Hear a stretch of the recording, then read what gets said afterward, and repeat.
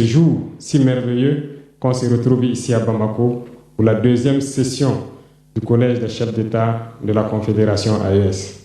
Ce jour si merveilleux qu'on se retrouve ici à Bamako pour la deuxième session du Collège des chefs d'État de la Confédération AES.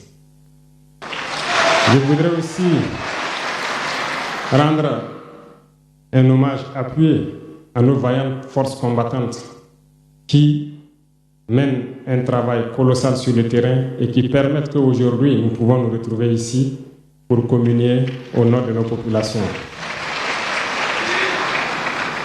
Je vais m'excuser encore une fois de plus auprès de ceux que mes mots pourraient vexer, parce que je n'irai pas par le dos de la cuillère. Nous allons nous attaquer encore aux mots qui miment l'Afrique.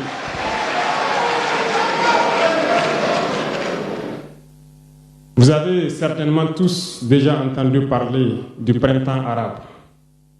Ce phénomène qui a bouleversé la géopolitique du monde arabe, en commençant par le Maghreb, en Afrique jusqu'en Asie, qui s'est manifesté avec des conséquences souvent désastreuses, des morts et des divisions par endroits, et des bouleversements politiques sans précédent dans d'autres endroits. Et je pense que tous les Africains devraient comprendre qu'est-ce que c'est que ce phénomène, d'où il vient, et qu'est-ce qu'il faut faire pour se prémunir d'un tel phénomène. Malheureusement, nous sommes au regret de constater que certains Africains ne se réveillent pas. Et ce que je vais dire n'est que ma pensée à moi, mon analyse, c'est qu'il y a quelque chose qui vient sur l'Afrique de l'Ouest, que j'ai appelé l'hiver noir. L'hiver noir arrive. Il sera un hiver très froid, un hiver sanglant, un hiver meurtrier. Vous allez me poser des questions, pourquoi? Eh bien, en fondant la Confédération de l'AES, nous avons senti ce froid venir. Et tous les jours que Dieu fait, nous nous évertuons à trouver des troncs d'arbres pour allumer un feu qui va réchauffer le cœur des Africains, un feu qui va réchauffer les mentalités et le sang des Africains pour nous unir autour. Nous nous sommes évertués également à faire la chasse aux loups pour essayer d'utiliser leur peau pour faire des manteaux pour nous protéger du froid de l'hiver. Nous nous sommes évertués à construire des montagnes, de grandes montagnes pour briser le vent de l'hiver qui devrait s'abattre sur nos communautés. Malheureusement, force est de constater que certains Noirs sont là tous les jours à arroser nos troncs d'arbres d'eau fraîche pour qu'ils ne puissent pas brûler. Ils se transforment en loups ou font en sorte que nous, chasseurs de loups, nous ne puissions pas surprendre le loup. Lorsque nous voulons construire nos montagnes, ils brisent les cailloux pour que nous ne puissions pas arriver. Pourtant, l'hiver arrive. Et quand l'hiver viendra, devrions-nous permettre à ceux-là qui combattent de venir se protéger avec nos manteaux qu'on a confectionnés, avec les montagnes qu'on a construites pour nous protéger des vents, ou encore se réchauffer avec nous autour du feu. Telle est la question qu'il faut qu'on se pose. Qu'adviendra-t-il donc du panafricanisme quand l'hiver viendra? L'hiver viendra parce que la guerre se transporte en Afrique de l'Ouest. Les impérialistes font tout pour mettre l'Afrique de l'Ouest à feu et à sang. Mais du sommet de l'État jusqu'à certaines populations, soit nous faisons semblant de ne pas voir venir le danger, ou bien nous sommes nous-mêmes complices de ce qui va arriver. Le chaos pourrait s'installer.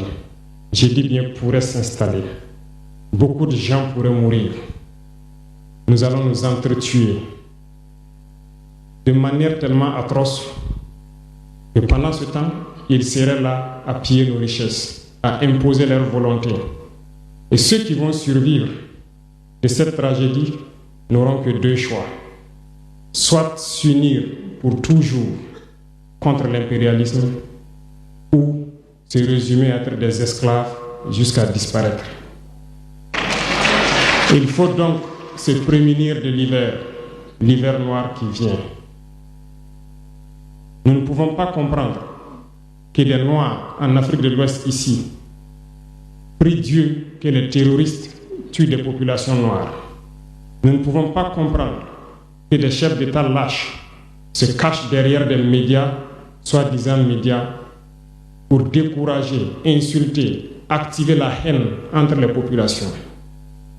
Ces individus qui sont sur leur plateau, qui tous les jours du matin au soir crachent leur venin toxique pour attiser la haine entre les communautés, ils sont généralement très vilains. Avec leur gueule de musaraigne, ils ne savent que faire cela. Regardez-les bien. Ils sont là avec des yeux de drosophiles sauvages. Tous les jours, c'est cracher du venin. Ils cherchent à diviser les communautés. Sur les réseaux sociaux, ils sont là et ils sont nombreux. Pourquoi est-ce que nous, Noirs, cherchons à cultiver la haine entre nous? Et par hypocrisie, on se dit frère. Il faut que nous puissions nous dire la vérité de manière très crue, quitte à ce que ça vexe, on va s'excuser, mais il faut que nous nous réveillons. Pourquoi est-ce que le noir est comme ça? Pourquoi est-ce que nous ne pouvons pas voir le danger venir, nous unir et nous prémunir? Pourquoi est-ce qu'il faut que par nos comportements, nous allions affronter ces dangers qui risquent de nous décimer? Mais d'autres ont fermé les oreilles. Ils font semblant de ne pas entendre la politique de l'Autriche. Des peuples se complaisent dans la colonisation. Ils aiment cette domination. À peine s'ils n'appellent pas les impérialistes, venez nous coloniser. Nous aimons être vos esclaves. Nous nous posons souvent des questions lorsqu'on voit les réactions. Ces pseudo-intellectuels décérébrés qui sont là à longueur de journée à entamer des débats en toute indignité, en toute malhonnêteté, comme s'ils ne voient pas la réalité des exemples qui se présentent à nous. Il y a plein d'exemples. Lorsque la démocratie fait certaines choses contraires aux règles même qu'elle s'est fixées, ils ferment les yeux là-dessus. Mais ils sont prompts à nous appeler juntes ou putschistes. Mais soyez sûrs d'une chose, nous sommes unis et nous resterons unis. Et nous devons ouvrir les yeux. L'AES va évoluer. Tout n'est pas forcément rose. Tout ne peut pas aller au rythme que nous souhaitons. Mais nous avançons sereinement et nous allons arriver à notre objectif. Et quand viendra l'hiver, si il faille que nous passions par l'hiver pour être libres, pour être unis, nous prions Dieu qu'il en soit ainsi et qu'il protège nos populations. Sinon, une chose est sûre, l'AES vaincra, l'AES grandira. Restez sereins parce que nous avons confiance en nos populations.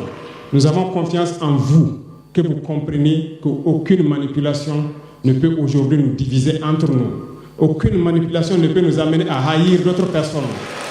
Aucune manipulation ne doit nous amener à riposter d'une manière violente, physique, face à ces individus qui n'ont absolument rien compris. Restez sereins, ne ripostez pas physiquement, nous riposterons par la communication jusqu'à ce qu'ils changent eux-mêmes de mode d'action et nous allons aussi riposter en fonction du mode d'action. Restez sereins, Dieu protégera l'AES. Dieu vous protège tous, toutes les populations de l'AES. Dieu vous accompagne tous dans vos objectifs. Et Dieu, qui est si juste, se bat pour ceux qui se battent. Nous nous battons. Nous sommes une population résiliente, la plus résiliente de la sous-région. Personne n'aurait cru que vous pouvez supporter ce que vous êtes en train de vivre. Nous allons vaincre le terrorisme, nous allons nous développer et nous allons nous affirmer. Nous allons avoir notre place dans le concert du monde. Que Dieu bénisse l'AES, que Dieu bénisse notre population résiliente et résistante. Que Dieu nous unisse davantage. La patrie ou la mort, nous restons. La patrie ou la mort, nous restons.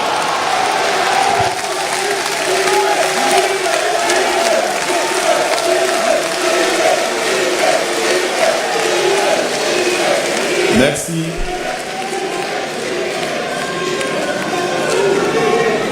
Merci. Excellence, merci pour cette prise de parole. Vous nous avez rappelé que l'avenir du Sahel se construit par des fils et des filles